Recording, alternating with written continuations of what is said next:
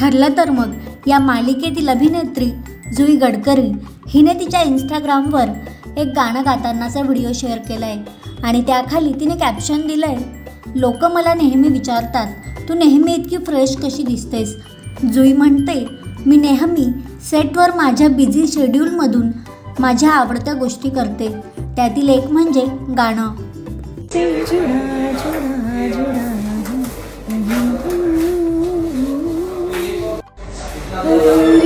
थी जरा सी पूरी हो रही तेरी सादगी में होके चूम के तितली दिल उड़ा